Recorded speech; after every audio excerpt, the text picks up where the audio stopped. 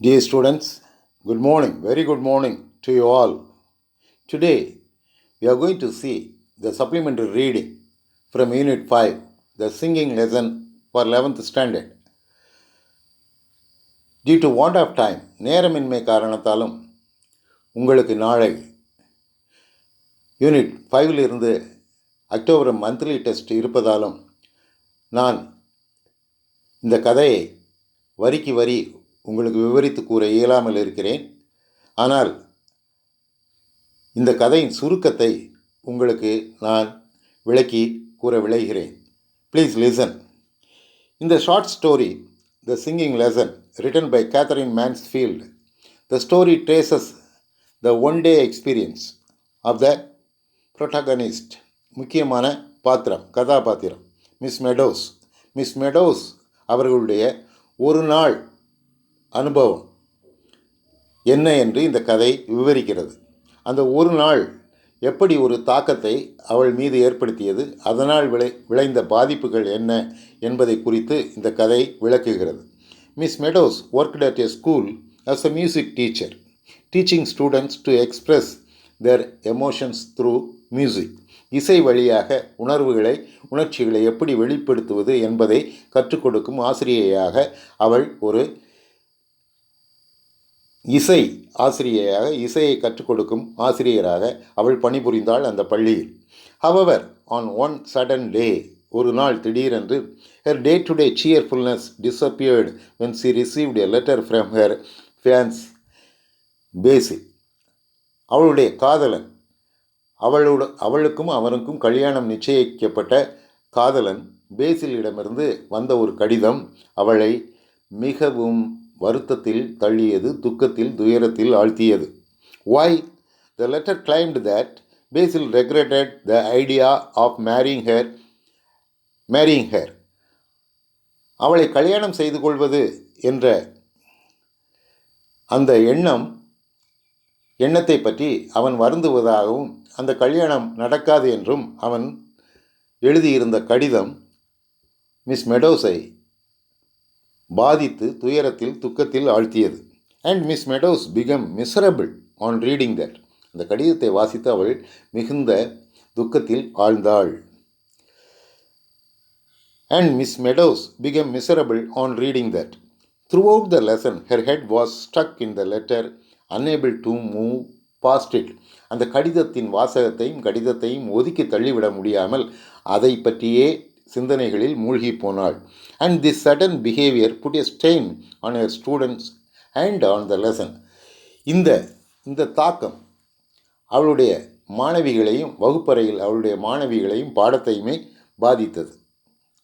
The story opens on a fine autumn morning. Autumn, இலையுதிர் காலத்தின் ஒரு நல்ல இனிய காலை பொழுதில்தான் கதை ஆரம்பிக்கிறது. Miss Meadows was on her way to the hall to teach her students. She was already not in a good mood. அவளுடைய மூடு மிகவும் சோகமாகவும் துக்கம் நிறைந்ததாகவும் துயரம் நிறைந்ததாகவும் இருந்தது. கோல்டு, ஷார்ப் டெஸ்பேர், மிகுந்த ஏமாற்றம், வேதனை, buried deep in her heart, அவளுடைய இதயத்தின் ஆழத்தில் பொதிந்து கிடந்தது. When she was stopped by the science mistress, who was sweet, pale like honey and had a pretty smile on her face. அவளுக்கு பிடிக்காத சயின்ஸ் ஆசிரியையால் எதிர்கொள்ளப்பட்டாள். அவள் பள்ளிக்குள் நுழைந்த பொழுது, வகுப்பறைக்கு சென்று கொண்டு இருந்த பொழுது, இயல்பாகவே சயின்ஸ் ஆசிரியையை இவளுக்கு பிடிக்காது. As she tried to make small talk with Miss Meadows, அவள் குட் மார்னிங் என்று சொல்லி இவளிடம் பேச முற்பட்ட பொழுது, Miss Meadows replied curtly, ரொம்ப சுருக்கமாக என்று மேலும் அந்த உரையாடலை நீட்டிக்க விரும்பாமல் curtly and left, அந்த உரையாடலை துண்டித்துவிட்டு உடனடியாக வகுப்பறைக்கு சென்றாள். Her minds unable to leave the contents of the letter, அந்த கடிதத்தின் வாசகங்களையும் அது தந்த செய்தியையும் அவளுடைய எண்ணத்திலிருந்து, சிந்தனையிலிருந்து விலக்கி வைக்க முடியாமல் அவள் வேதனையோடு வகுப்பறைக்கு சென்றாள். The letter came from her fiancé Basil, who had written to call off the wedding. கல்யாணத்தை நாம் நிறுத்திவிடலாம், கேன்சல் செய்து விடலாம் என்று அவன் எழுதியிருந்த கடிதம் அவளை மிகவும் துக்கத்தில் ஆழ்த்தியது. The letter pierced Miss Meadows' heart as she went over the contents again and again. அந்த கடிதத்தை மீண்டும் மனதில் எண்ணி எண்ணி பார்த்து அவள் மிகுந்த துக்கத்திற்கு ஆளானாள். The letter said that Basil thinks their marriage would be a mistake. கல்யாணம் அவளுக்கும் அவனுக்கும் நடக்க இருக்க கல்யாணத்தை செய்தால் அது ஒரு தவறான முடிவாக இருக்கும் என்று எழுதியிருந்தான். And he did not want to live with that regret. அப்படிப்பட்ட ஒரு தவறான முடிவை பற்றிய வருத்தத்தோடு வாழ்நாள் முழுவதும் அவளோடு வாழ விரும்பாததால் கல்யாணத்தை நிறுத்திவிடலாம் என்று சொல்லியிருந்தான். And he did not want to live with that regret. Such a letter is enough to send anyone into grief. அப்படிப்பட்ட ஒரு கடிதம் யாருக்கு வந்திருந்தாலும் அதில் சம்பந்தப்பட்டவர்கள் யாராக இருந்தாலும் துயரத்தில் ஆழ்த்தத்தானே செய்யும். Soon Miss Meadows made her way to the music hall where forms 4, 5 and 6 had assembled for their lesson. அவள் வகுப்பறைக்குள் நுழைந்தாள். அங்கே 4ஆம் வகுப்பு, 5ஆம் வகுப்பு, 6ஆம் வகுப்பு மாணவிகள் இசை பயில கற்றுக்கொள்ள கூடியிருந்தார்கள். Miss Meadows' favorite student, Mary Beasley, was ready for the daily ritual of presenting the teacher with flowers. மேரி பிஸ்லி என்று பியானோ வாசிக்கின்ற ஒரு மாணவி வழக்கமாக அவள் அளிக்கும் மலரோடு அவளை வரவேற்க காத்திருந்தாள். With flowers which Miss Meadows used to accept happily. அவள் தருகின்ற அந்த பூவை மிகுந்த சந்தோஷத்தோடும் மகிழ்ச்சியோடும் ஏற்றுக்கொண்டு அவளை பாராட்டுவாள் வழக்கமாக. ஆனால் however this time she completely ignored Mary Beasley and turned towards the class and told them, page 14 please and mark the accents well. ஆனால் இன்று அவள் இருந்த அந்த துயரத்தில், துக்கத்தில், வேதனையில் மேரி பீஸ்லி அளித்த மலரை அலட்சியப்படுத்திவிட்டு நேரடியாக மாணவிகளுக்கு குறிப்புகளை கொடுக்க ஆரம்பித்தாள். பக்கம் 14 அண்ட் அதில் உள்ள உச்சரிப்பு குறிப்புகளை கவனித்துக் கொள்ளுங்கள் என்றவாறு சொன்னாள். The so called music piece.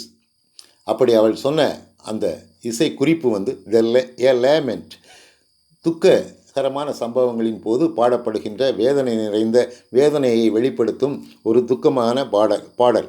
And it seem to aptly suit the mood of the teacher. அவர்களுடைய அன்றைய பொழுதில் அந்த ஆசிரியையின் மனநிலையை வெளிப்படுத்தும் விதமாக அந்த பாடல் அமைந்திருந்தது. Though it was not known to the students. அதற்கு முன்னர் அந்த இசைக்குறிப்பை அவர்கள் வாசித்தது இல்லை. As the music echoed in the hall but still they started to play the music. Miss Meadows continued being lost in the letter. மாணவிகள் இசைக்குறிப்பை வாசித்த பொழுதும் கூட அவளால் பாடத்தில் கவனம் செலுத்த முடியவில்லை. அந்த கடிதத்தை சுற்றியே அவள் எண்ணம் ஓடிக்கொண்டிருந்தது. She tried in vain to recollect what went wrong in the relationship. என்ன தவறு நடந்தது அவளுக்கும் பேசிலுக்கும் இடையே என்ற எண்ணமே திரும்ப திரும்ப வந்து கொண்டிருந்தது. This was so sudden that she was unable to believe it. அதை நம்ப முடியாத அளவிற்கு இருந்தது. Only the last letter that received from him said how he wanted to buy a fumed oak bookcase to keep our books together and about a natty little hat stand. இதற்கு முன்னால் எழுதிய கடந்த கடிதத்தில் அவன் மிகவும் சந்தோஷமாக, நாம் ஒரு புதிய புக் ஷெல்ஃப் ஒன்றை வாங்குவோம், புத்தகங்களை நீயும் நானும் விரும்பி படிக்கும் புத்தகங்களை அடுக்கி வைப்பதற்காக ஒரு புதிய ஓக் மரத்தில் செய்யப்பட்ட ஒரு புக் ஷெல்ஃப் ஒன்றை வாங்குவோம் என்று கூறியிருந்தான். அதுபோக தொப்பியை தொங்க விடுவதற்கும் ஒரு ஸ்டாண்ட், அழகான ஒரு ஸ்டாண்ட் வாங்குவோம் என்று தான் சந்தோஷமாக குறிப்பிட்டிருந்தான். தோ the song from her students continued, miss meadows was last in her thoughts. குழந்தைகள் அந்த இசைக்குறிப்பை தொடர்ந்து வாசித்து கொண்டிருந்தால் கூட இவள் அவளது நினைவுகளில் மூழ்கி போனாள். C remembered the last time phase came to see her and how handsome he looked in that bright blue shirt. கடந்த முறை அவளை பேசில் பார்க்க வந்திருந்த பொழுது ஒரு நீல நிற சட்டை அணிந்து கொண்டு எவ்வளவு கம்பீரமாகவும் அழகாகவும் இருந்தான் அவன் என்று எண்ணி பார்த்தாள். She kept recalling the contents of the letter which said that he was not a marrying man, yet he had once confessed to her that one way or the other he had gotten fond of her. அவன் கல்யாணம் பண்ணி ஒரு குடும்ப வாழ்க்கை நடத்தும் விதமான மனிதன் அல்ல என்று அவன் கடிதத்தில் குறிப்பிட்டிருந்தான். அந்த எண்ணமே அவளுக்கு திரும்ப திரும்ப நினைவில் வந்தது. ஆயினும் அவன் சொல்லியிருந்தான், அப்படி நான் இருந்த பொழுதிலும் கூட உன்னால் நான் கவரப்பட்டேன், உன்னை நான் விரும்பினேன் என்றும் கூறியிருந்தான். So then focused on her students and told them it was not the proper way to do it.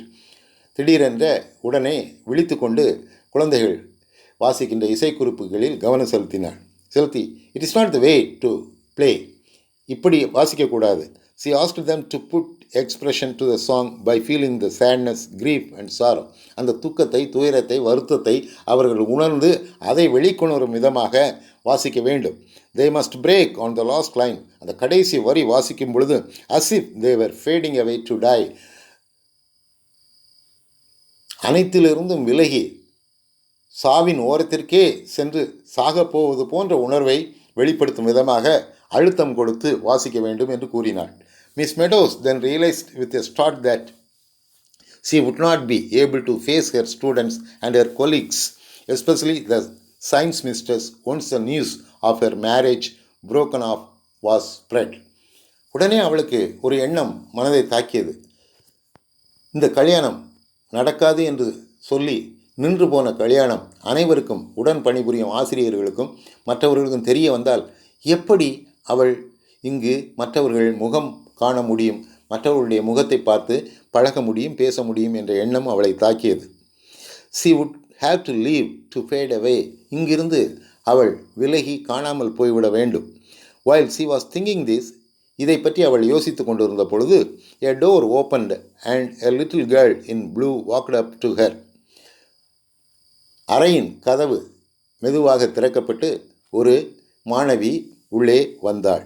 up to her, saying that the headmistress, Miss Viat, தலைமை ஆசிரியை Viat, wanted to see Miss Meadows. Miss மெடோஸை காண விரும்புவதாக, தலைமை ஆசிரியை Wyatt காண விரும்புவதாக அந்த பெண், அந்த மாணவி அவளிடம் கூறினாள். she rushed to the headmistress room, who informed she had a telegram for her. உனக்கு ஒரு தந்தி வந்திருக்கிறது என்று அந்த தலைமை ஆசிரியை அவளிடம் கூறினாள். the first thought that came in Miss Meadows' head was that Basil had committed suicide. அப்படி தந்தி வந்திருக்கிறது உனக்கு என்று தலைமை ஆசிரியை சொல்லவும் இவள் மனதில் தோன்றிய முதல் எண்ணம் என்னவாக இருந்தது என்றால், பேசில் தற்கொலை செய்து கொண்டான் என்ற செய்தி தான் இருக்கும் என்று இவள் மனதில் ஓடியது. she quickly tore off the pink letter and read the contents. தலைமை ஆசிரியை அளித்த அந்த பழுப்பு நிறத்தில் இருந்த தந்தியை பெற்று கிழித்து பிரித்து உடனே அதில் உள்ள செய்தியை வாசித்தாள். Basil had written it to say that she should ignore the last letter. நான் எழுதிய கடைசி கடிதத்தை அலட்சியப்படுத்திவிடு. as he had been mad enough to write it. எனக்கு பைத்தியம் பிடித்திருக்க வேண்டும் என்று நினைக்கிறேன் அப்படி எழுதியதற்கு. எனவே அதை அலட்சியப்படுத்திவிடு, அதை இக்னோர் செய்துவிடு என்பதாக குறிப்பு இருந்தது அந்த தந்தியில். Miss Meadows could not control her happiness at the prospect of such a good news. இப்படி ஒரு நல்ல செய்தி வந்ததில் அவளுடைய சந்தோஷத்தையும் மகிழ்ச்சியையும் அவளால் அடக்கிக் கொள்ள முடியவில்லை. only this time and left for the hall. தலைமை ஆசிரியரின் அறையிலிருந்து மறுபடியும் இசை வகுப்பிற்கு அவள் வந்தாள். only this time her walk was of joy and happiness. ஆனால் இப்பொழுது காலையில் அவள் பள்ளிக்குள் நுழைந்த போது இருந்த வேதனை மிகுந்த, துக்கம் நிறைந்த, வருத்தம் நிறைந்த நடையாக இல்லாமல் சந்தோஷமும் மகிழ்ச்சியும் கொண்ட நடையாக, துள்ளல் நடையாக அவள் இசை வகுப்பிற்கு சென்றாள். when she entered the music hall again, she made it a point to praise the flowers given by Mary and asked the students to sing another song. அவள் வழக்கமாக சொல்லுகின்ற சந்தோஷம் நிறைந்த பேஜ் நம்பர் 32 என்று நினைக்கிறேன், அந்த பாடலை இசைக்கும்படி கூறினாள். மேரி கொடுத்த பூவையும் சந்தோஷமாக ஏற்றுக்கொண்டு அவளுக்கு நன்றி சொன்னாள். the song which they sang at the end, கடைசியாக அவர் வாசித்த பாடல் இசைக்குறிப்பு was indeed not a lament but a joyful song. page 32. yes, it is from page 32. ஒரு சந்தோஷமான உணர்ச்சியை வெளிப்படுத்தும், மகிழ்ச்சியை வெளிப்படுத்தும் பாடல் குறிப்பாக, இசை குறிப்பாக அது இருந்தது. it talked about flowers and fruits and ribbons and Miss Meadows asked her students to feel the happiness through the song and express it out. அந்த பாடலில் மலர்கள், பழங்கள் அண்ட் ரிப்பன்ஸ், கலர்ஃபுல் ரிப்பன்ஸ் இவையெல்லாம் குறிக்கப்பட்டு இருந்தன. And she told the students, sing and express your feeling of happiness and joy in that playing music. Okay. Now she joined also with them to sing the song loudly and happily. Thus ends the lesson. Dear students, I will do this lesson again for you, line by line, with my explanation. For this emergency, because your test is tomorrow, you please use it. I believe it will help you a lot. Thank you very much, and let me conclude. The reason for Basil to write such a letter was not known throughout the story. இந்த கதையில் பேசில் ஏன் அவளுக்கு கல்யாணம் நின்றுவிடும், நாம் கல்யாணம் செய்ய வேண்டாம் என்று ஏன் அப்படி ஒரு செய்தியை அவளுக்கு அனுப்பினான் என்ற காரணம் கடைசி வரை தெரிவிக்கப்படவில்லை இந்த கதையில். But the final letter from him brought joy and happiness to Miss Meadows. ஆனால் கடைசியாக அனுப்பிய தந்தி அது அவளுக்கு சந்தோஷத்தையும் மகிழ்ச்சியையும் கொண்டு வந்து சேர்த்தது.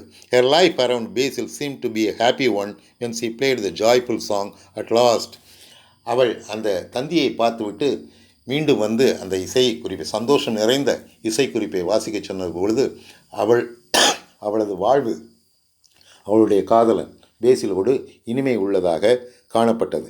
The story took place in one singing lesson and revolved around the inner confusion and happiness of the protagonist over the letters. அவளுக்கு வந்த அந்த கடிதத்தையும் அன்றைய நிகழ்வுகளையும் பற்றிய சுருக்கமாக இந்த பாடம் அமைந்திருக்கிறது. Please read the lesson 1 or 2 times. You will understand with my explanation the lesson well, I believe. Thank you, students. Thank you very much. God bless you all.